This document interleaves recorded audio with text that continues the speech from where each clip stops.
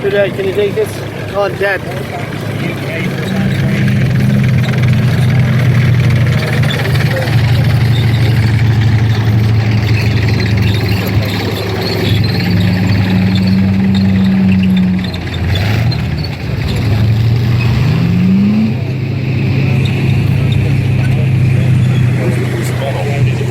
I'll show you.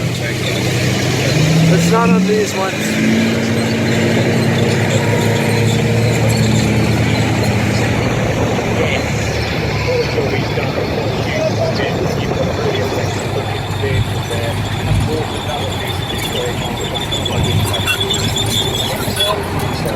No, it has a different engine. It's the same thing. What? That's the actual engine. I don't know if I can see it. Do you see it?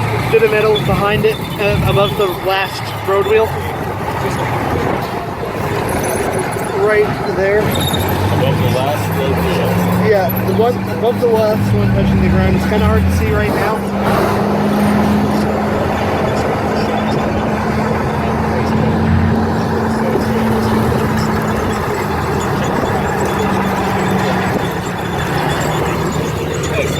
Still see the piece of metal that's the guy. Yeah. And wow, that smells terrible. I hate that smell.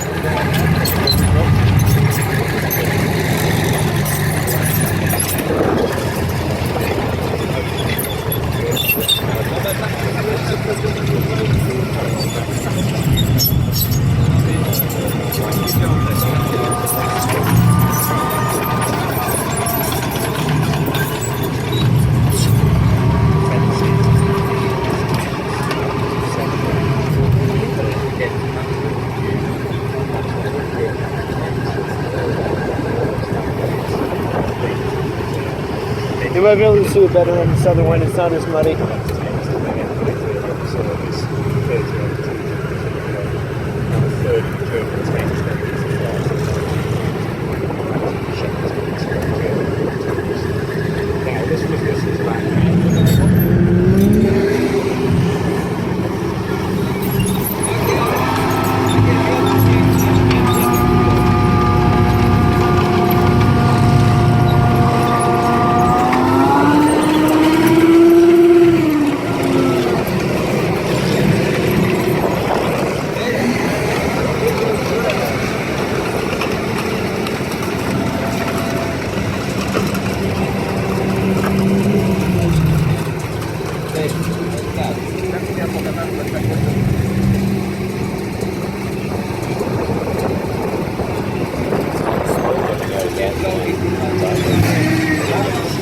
Valentine. It's what? Valentine. Valentine. That's Valentine. Yeah. Oh yeah, it is.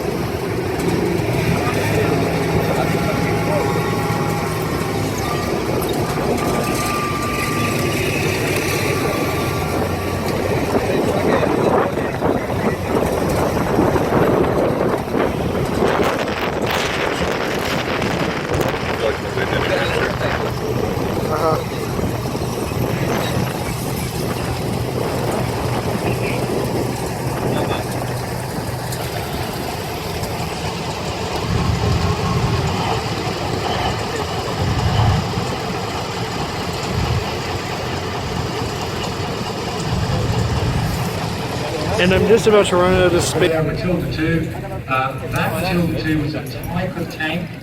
The first Royal Island soldiers serving for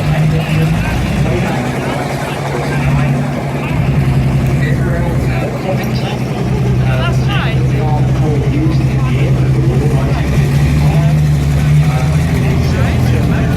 Nice girl.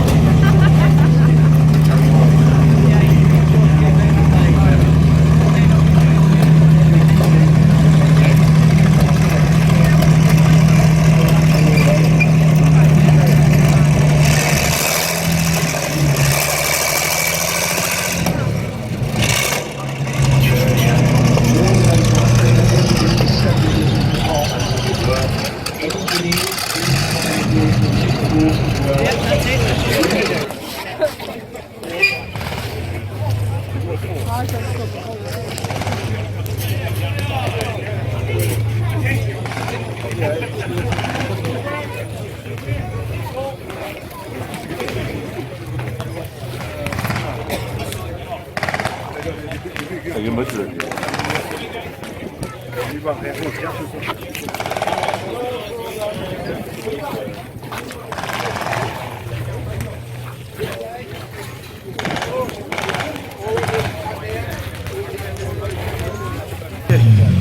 Not cheap. Challenger 2.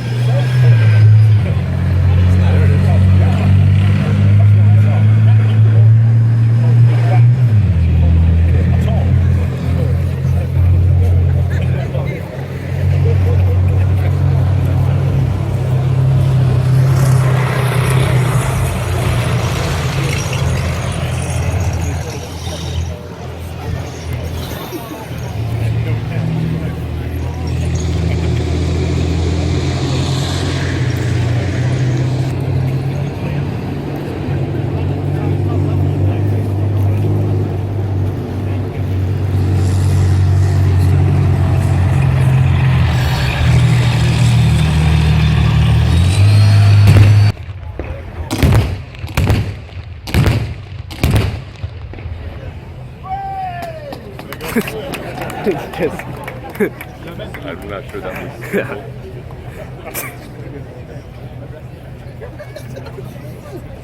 We can see that. It just went off. Carried away. Oh, that was on. The FOU took 10 years to restore. The history of it, I'll just go over that very quickly.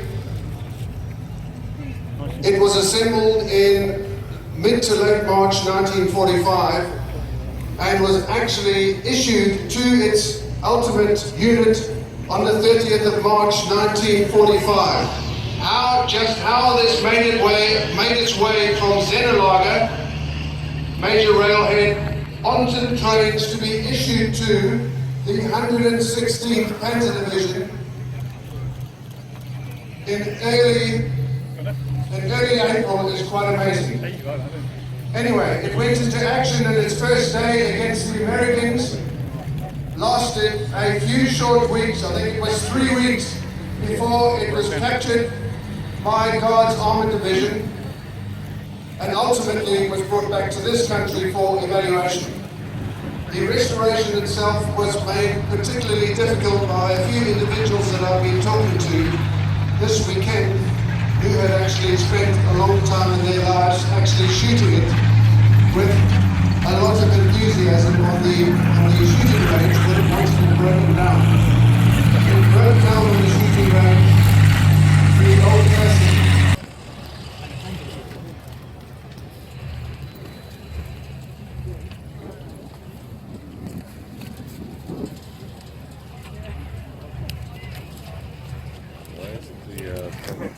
The Kugelwagen and Kettenkrad arrived quickly, and the mechanics will need to get to work to offer any hope of having the Panther fight again.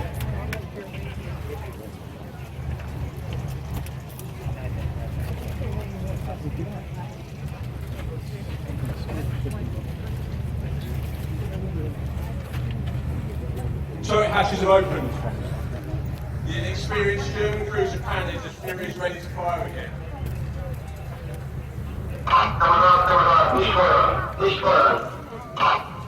It's all over for the crews, and they're waving their white flags.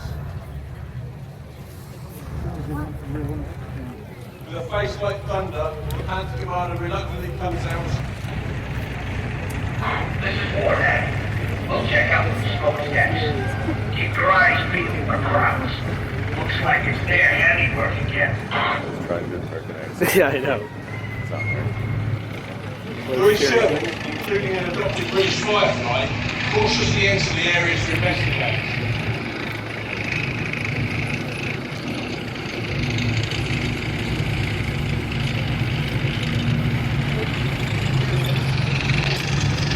Yeah, the jury tank. Yeah.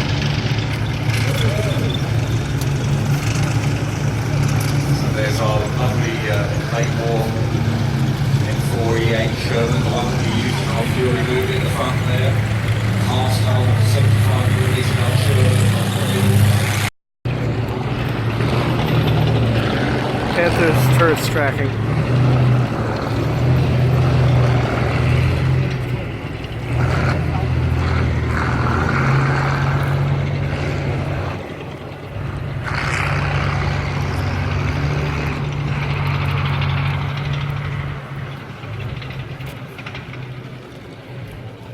Yes, right, Eva. Come here, solve the gun, sir.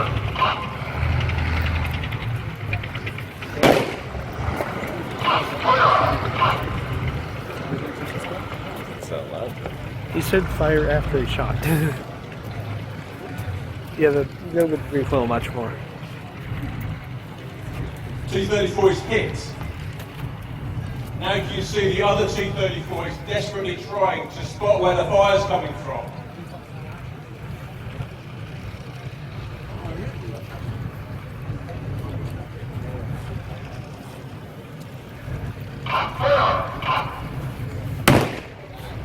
Hunter returns fire. And these two T-34 aim fires appears to be without any supporting troops.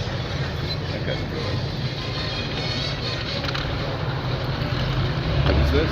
It's T-30-45, late war Soviet medium So- tank. Oh, I can tell because they always play the Soviet music. Yeah. Actually, yes, a lot of them came. Who was the people that had the job of going in before battles to turn up those speakers? Actually, a lot of play the music. A lot of little kids, actually.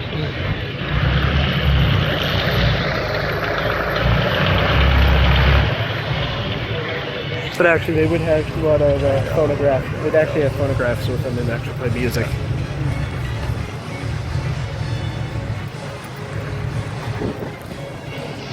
Named after different regions of France when they were going back into put into French service.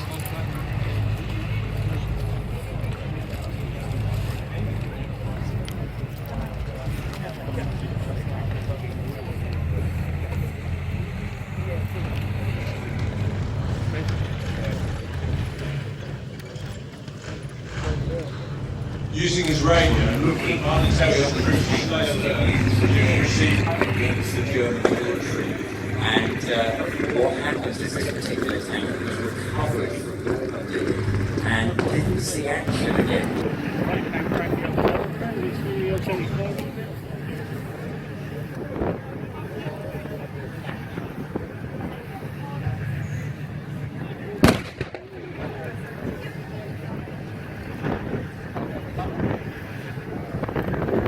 Fury fires and knocks out the Sturmgeschütz. Panzer III fires but misses.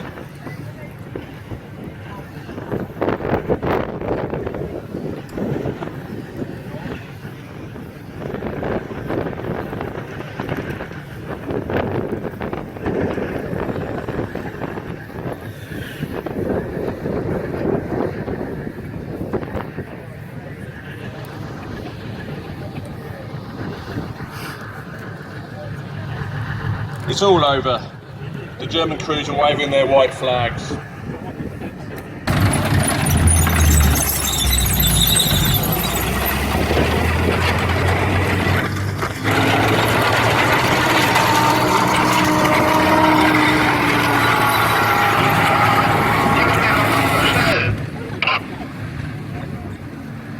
Reinforcements start arriving. A venerable Panzer III from the local training school.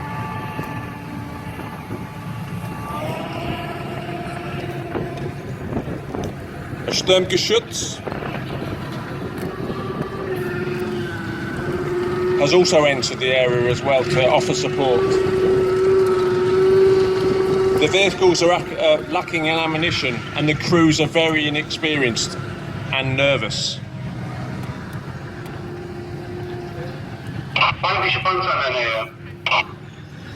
The Panther commander cautions them that the enemy tanks are about and that they should proceed carefully.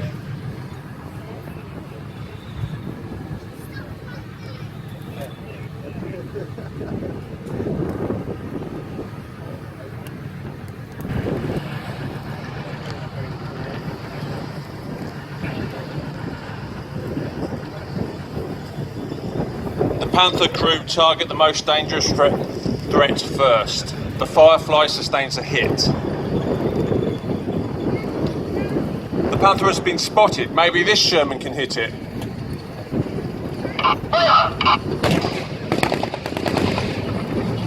Both Sherman and Panther fire.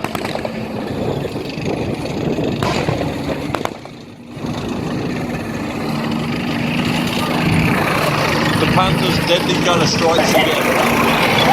A second 17 knockdown was finished. Masquerading as a Hetzer, they were virtually the same vehicle. It's built on the chassis of the Czech 38T light tank, and there's a self-propelled gun with a 75mm. They weren't used on D-Day, they came in a bit later, but we're having to show it to you for want of anything better.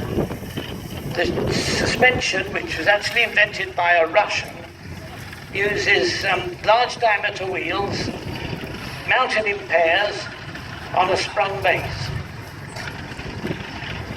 They do say, by the way, that these things leaked horribly, that in the rain water got in and buggered everything up, but obviously it doesn't matter on a day like this.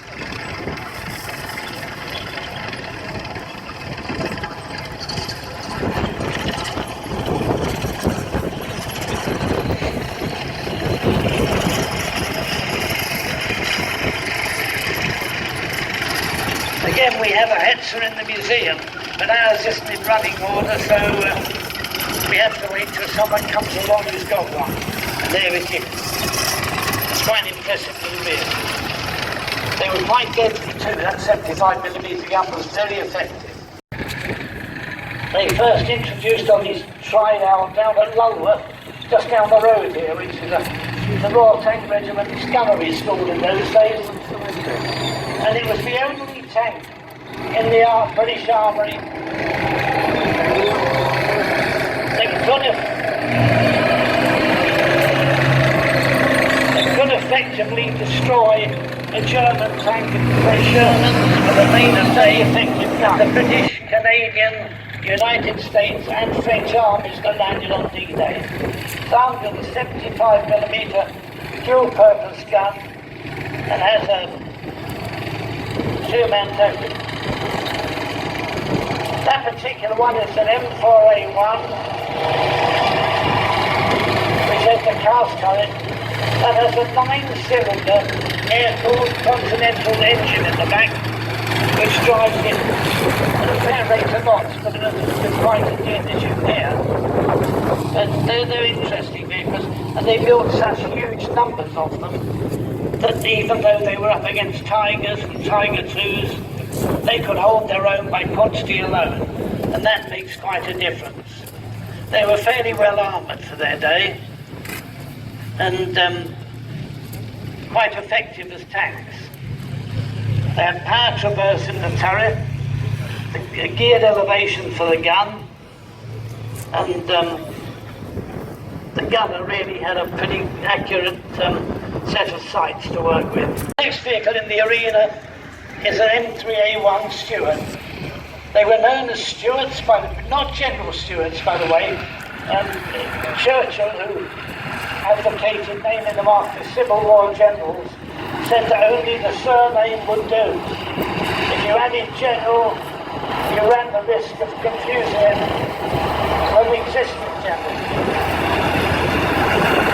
They're powered by a 7-cylinder air-cooled radial engine.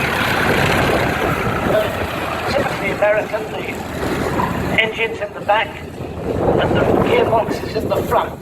So the drive shaft actually runs from the back of the tank all the way through the fighting compartment to the front. And you do need to be aware of that when you're in the turret, because excepting before the M3A1 came out, you had tanks without a turret basket, and the men had to jump over the shaft.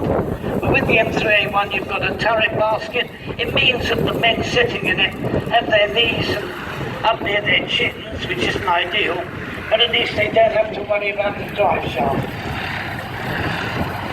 Uses vertical volute suspension, driving on the front sprocket, as you'll see, whereas the British tanks generally drove on the rear sprocket. So we have to evacuate that. Our troop sergeant came alongside and sitting on the top of the tank. We were already in that one. Sergeant Morris got on it and took us up to the Norrie Byrne, 13th and 18th Hussars, Normandy. when they screamed was lowered, we were quickly swamped. And so we had to evacuate that tank. Our troop sergeant came alongside and picked us up and took us up the beach, sitting on the top of the tank. The crew were already in that one, Sergeant Morris. We just sat on it, took us up the beach. Yeah.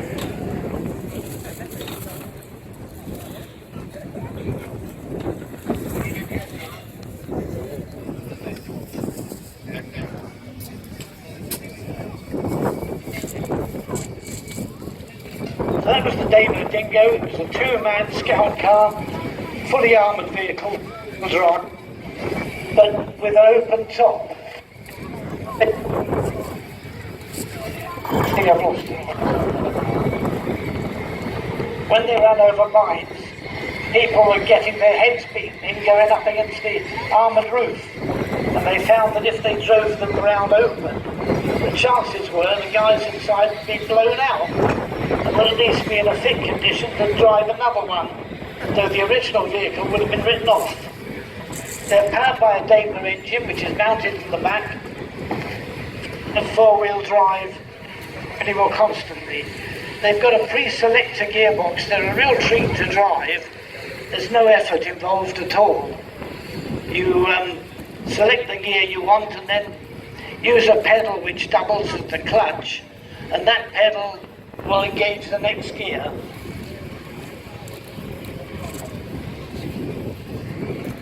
So that's the Dingo. And the next one coming in is the Morris Light Reconnaissance Car. These were actually issued a lot earlier, and I think they would have gone to the Recce Corps, except the Recce Corps got something else.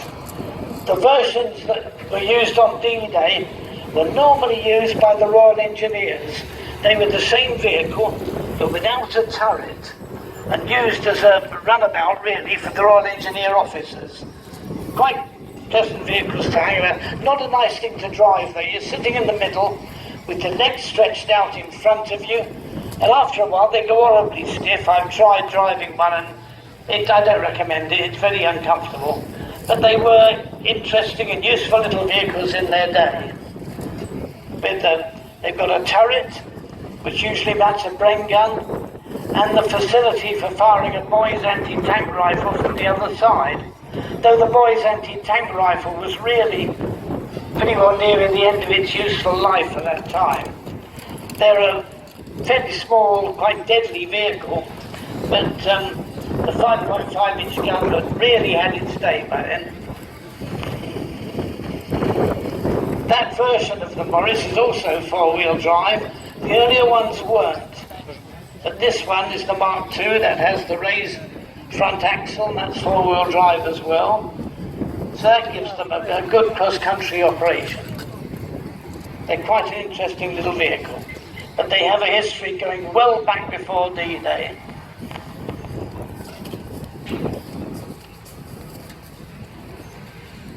He's taken his place in the lineup next to the Dingo. And now the Daimler armoured car. This is, if you like, a grown-up version of the Daimler Dingo. It's got four-wheel drive, it's got a Daimler six-cylinder engine in the back, but it really is one of the few vehicles that was built specifically for the purpose.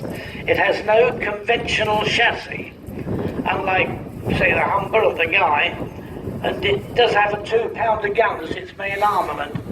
But they were interesting little vehicles. They had a seat that a man could slip down into and drive them backwards, which they needed to get out of trouble now and again. And they were landed on D-Day, went in and met their Waterloo at the hands of the Luftwaffe. They were bombed heavily at one point.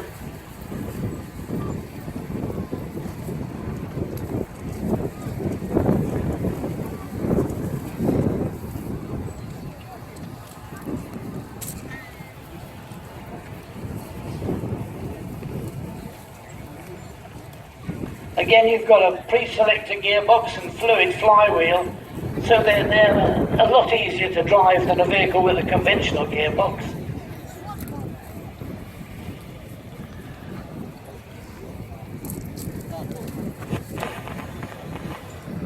Next we've got a half-track. The American half-track was a ubiquitous vehicle. They were used by the United States Army, by the British Army, and by also French and Polish forces who landed around the same time.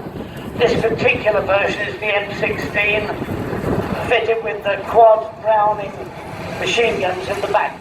It was really intended as an anti-aircraft vehicle, but in those days there was nothing to shoot down. Following that is the Universal Carrier. It's normally known as the Bren Gun Carrier, but that's a slight misnomer. It's powered by a Ford V8 engine and driven just like an ordinary car. It has a method of steering which involves sliding past the suspension actually across the floor of the vehicle. For tight turns you can still use a skid turn. The half-track, which is coming round here now, also has a driven front axle. So it can, if the very worst comes to the very worst, even without tracks, keep moving. Not in action, not as a fighting vehicle, but to get out of trouble. It's armoured up to a point, and quite an interesting vehicle. A lot of them served on into the Korean War and afterwards. A very flexible vehicle. Done in a number of different ways with different gun mountings and so on. But mainly as a troop carrier and sometimes as an anti-tank gun tractor. You see it has a winch ahead of the engine at the front, like an extension of the chassis. Sometimes you have just a roller, other times a winch, which it uses to get itself out of trouble on all other vehicles now.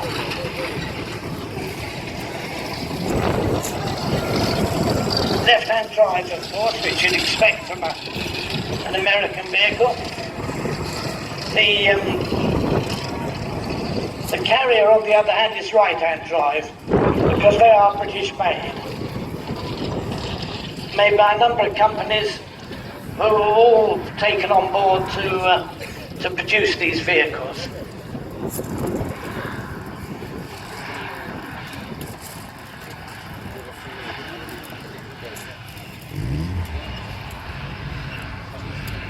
Now what we've got next is the Valentine DD. Now DD stands for Duplex Drive. It was invented by a man called Nicholas Straussler and was actually designed to make the vehicle float. You raised the screen, you ended up with a boat-like structure around the superstructure, and the tank would float. Now in fact on D-Day, the DD tanks were Shermans. The Valentine had its day. They were used a lot for training, but they were getting a bit long in the tooth, and they weren't armed with the sort of gun that would keep them surviving on the D-Day battlefield. But it's the only one that's in running order. John Pearson restored it, put a tremendous amount of effort into it, and he does have this marvellous vehicle to show you.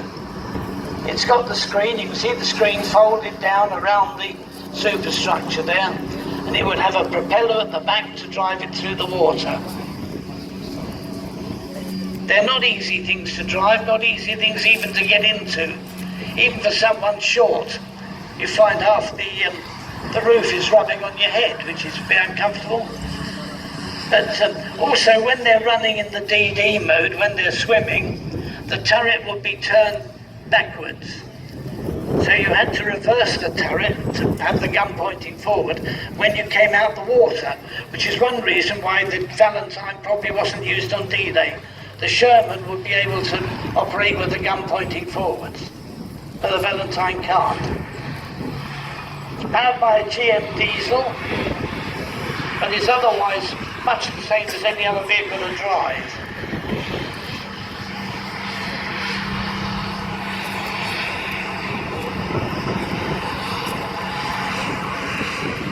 The basic Valentine was armed with a 2-pounder 40mm gun, which had probably really had its day by the time of D-Day. You'll find it in the armoured cars still, things like the Daimler, but not in many tanks.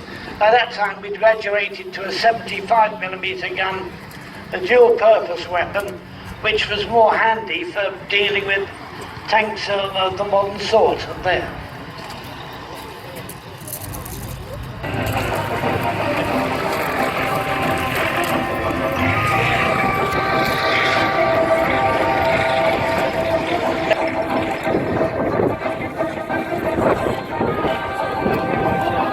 You may well be seeing a world record being created here. This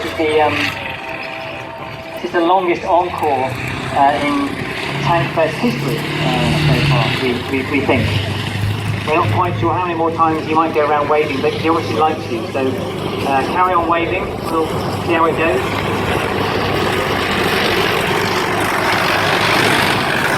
Really enjoying the crowd.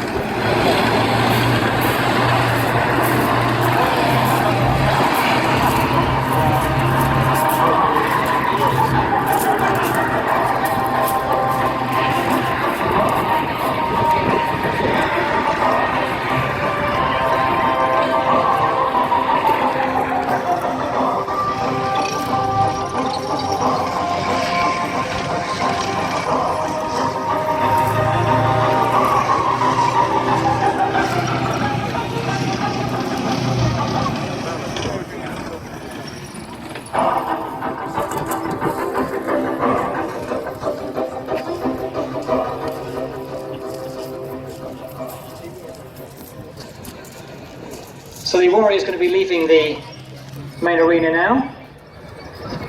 Thanks to the guys for a fantastic rehearsal display ready for the display tomorrow, where you'll see the Warrior and many others in the main arena across today here at Tank Fest 2019. A round of applause for the team.